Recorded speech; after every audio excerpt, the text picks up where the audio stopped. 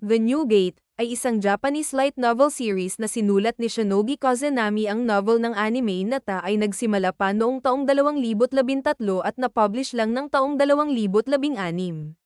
Samantala ang manga adaptation ay ginuhit ni Yoshiyuki Miwa noong taong 2014 hanggang 2024 ng kasalukuyan. Ang anime series adaptation naman ay ginawa ng Cloud Hearts at Yokohama Animation Laboratory nitong April 2024. Ang larong The New Gate ay isang sikat na VR MMORPG na laro kung saan pwede ka makapag-adventure and mag-customize ng avatar. Pero, isang araw and laro ay naging online life or death na kung saan kapag namatay ang avatar mo sa laro ay mamatay ka din sa tunay na buhay. Libo-libong players ang hindi makapag-log out sa game ng panahong ito at isa na dito ang ating bida na si Shin. Si Shin ang pinakamahusay at veteranong manlalaro sa game at para makabalik sila sa realidad ay kailangan matalo nila ng laro. Nang matalo ni Shin ang final boss ay nagsimula ng makapag-log out ang mga players at makabalik sila sa realidad, pero sa hindi inaasahang pangyayari, nang susubukan na ni Shin mag-log out ay biglang bumukas ang pinto sa likod niya at umilo ng maliwanag. Nang magising ang ating bida ay napag-alaman niyang siya ay nasa laro pa rin at nawala muli ang logout button sa screen. Sinubukan ng ating bida tingnan kung may mga naiwan pa ring players sa laro pero walang connection sa internet. Nagpasya na lang si Shin bumalik sa kanyang home base at ginamit ang gintong ibon upang gabayan siya. Habang natakbo ng mabilis si Shin ay napansin niya na nag-iba na ang kapaligiran patungo sa kanyang home base. Nang makarating siya sa home base nakita niya ang isang magandang dalaga na pinipilit isama ng mga masasamang lalaki. Nang makalayo sa barrier ang mga ito ay bigla na lang may lumabas na malaking baboy ramo at aatakihin sila. Sa sobrang takot ng mga kalalakihan ay napatakbo sila ng mabilis at naiwan ang babae. Nang akala ng babae ay katapusan na niya ay tinulungan siya ni Shin at napatay ang baboy ramo. Nagpasalamat ang babae at nagpakilala na si Tira Lucent. Nagtataka si Tira kung magkilala ba si Shin at ang kanyang master na si Shanae Razor dahil sa sinabi nitong, sa wakas nakauwi na din ako. Hindi alam ni Tira na si Shin ang may-ari ng Moon Sanctum Shop na kanyang pinagtatrabahuhan at si Shin ang master ni Shanae Razor. Inilihim ng ating bida na siya ang owner ng Moon Sanctum at tinanong si Tira kung nasaan si Shanae at bakit siya ang naiwan magbantay sa shop. Hindi sinagot ni Tira ang tanong ni Shin at sinabing, di niya pwede ibigay ang information kung nasaan si Shanae, pero PWDE siyang magpadala ng mensahe sa halagang 1,000 joules. Bahagya ng amba ang ating bida sapagkat ang meron lang siya ay isang bar iyan na Jolles.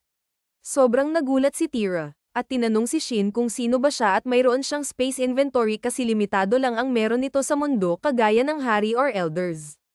Hindi lang sa space inventory nagulat si Tira pati na rin sa bar iyang Jolles na inilabas ni Shin, sapagkat ito ay PWDE magamit upang mapalakas ang magic power at nagkakahalaga ito ng 10 bilyon na joules. Nabigla si Shin sa mga sinabi ni Tira sapagkat ang Jolles ang pinakamababang halaga ng pera nung naglalaro pa siya sa game. Nagtanong muli si Tira kung sino ba si Shin pero sinagot lang siya nito na isa siyang simpleng adventurer at ang kanyang species ay high human. Muli na naman nagulat si Tira sapagkat matagal nang extinct ang lahi nito mula 500 years ago sa panahon ng Dusk of Prosperity. Dahil sa mga sinabi ni Tira na pagtanto ni Shin na ang tinutukoy ni Tira na Dusk of Prosperity ay ang panahon ng matalo niya ang final boss at nakapag-log out ang mga player pabalik sa realidad. Nagpasalamat si Shin kay Tira para sa mahalagang impormasyon binigay nito at bilang ganting pala, ibinibigay ni Shin ang Jolles kay Tira, subalit nahihiyang tanggapin ito ng dalaga, sapagkat napakahalaga ng ibinibigay ni Shin sa kanya. Sa huli ay tinanong ni Tira si Shin na, hindi mo na tababawiin ha? At sumagot si Shin na, hindi. Habang tuwang-tuwa si Tira ay pinagmamasdan ito ni Shin at sanabang, magiging malaking tulong ang Jolles sa kanya sapagkat isa siyang elf. Nagtaka si Tira sapagkat siya ay ginamitan ng kanyang master ng illusion magic upang maging karaniwan ang anyo sa harap ng ibang tao, kaya paanong nakikita ni Shin na isa siyang elf? Tinanong ni Shin si Tira bakit kailangan niyang magbalat kayo sa harap ng ibang tao, at sinagot siya ni Tira na, dahil ang isang elf na may itim na buhok ay simbolo ng kamalasan. Ikinwento ni Tira kay Shin na dating silver ang kanyang buhok at isinumpa siya kaya naging itim ang kulay nito. Bukod sa nagbago ang kulay ng buhok niya ay naging lapitin din siya ng mga halimaw at ito ang naging dahilan upang palayasin siya sa nayon at mapadpad sa Moon Sanctum. Naging ligtas si Tira ng 100 years sa loob ng barrier, pero sa tuwing lalabas siya ng barrier ay may hahabol sa kanyang halimaw. Naawa ang ating bida kay Tira at nais itong tulungan, pero kailangan malaman niya kung anong klaseng sumpa ang ibinigay kay Tira. Dahil sa kakaibang karakteristik ng sumpa ay naalala ng ating bida gamitin ang analyze skill kay Tira upang malaman kung anong sumpa ang ibinigay dito. Pagkatapos ma-analyze, lumalabas na isang cursed gift and meron si Tira at ito ay random na lumalabas sa bawat nilalang.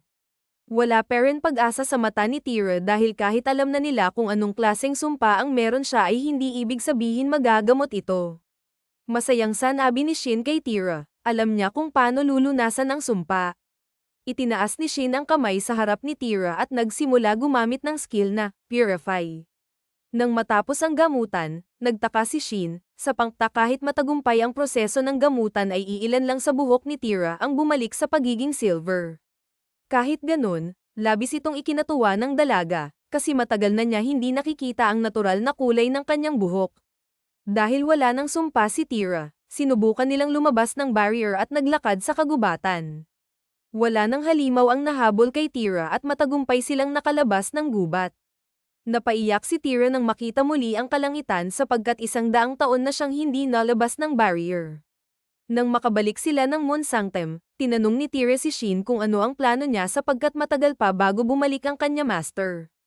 Sinabi ni Shin na mamasyal muna siya sa mga kalapit ng bayan at titingnan kung ano ang mga nabago sa mundo ng laro. Dahil dito binigyan ni Tira si Shin ng letter of introduction upang makapasok siya sa kaharian ng Berelict. Nang dumating is Shin sa Kingdom of Berelict sobrang haba ng pila sa entrance, pero dahil sa dala niyang sulat ay pinalampas siya ng mga gwardya at may escort pa papuntang Adventure Guild.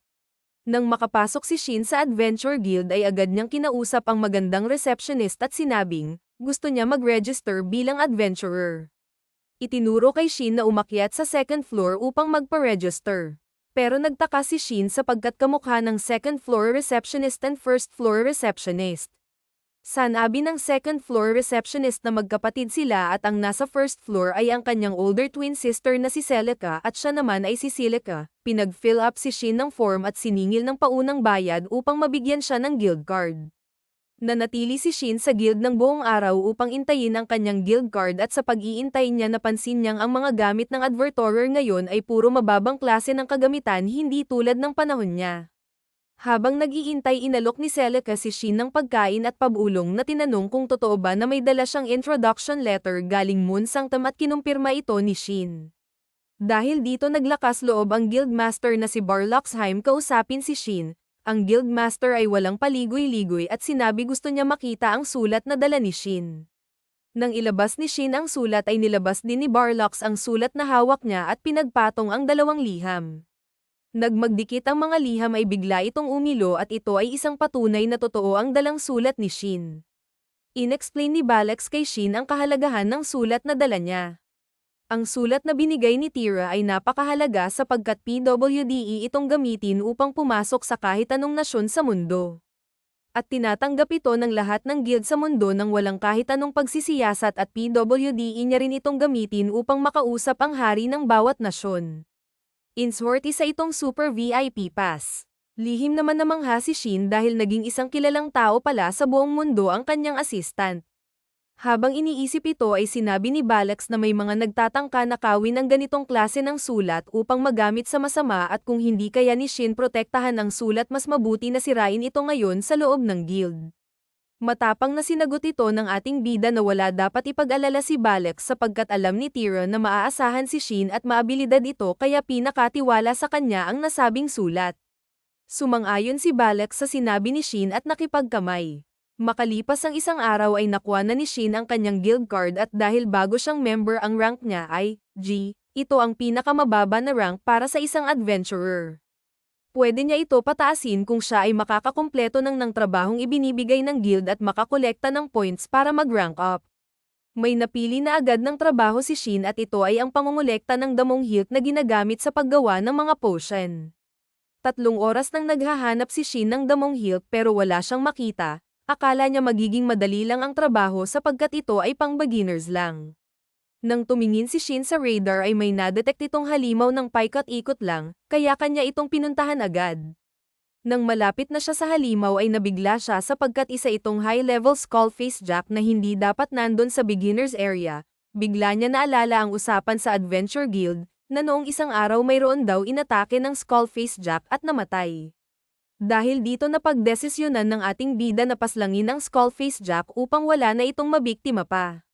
Bumunot si Shin ng espada at nakipagtanggali sa skullface jack, ngunit ibang klaseng skullface jack ito, dahil ang gamit nitong espada ay light sword which is contradicting sa element ng isang undead.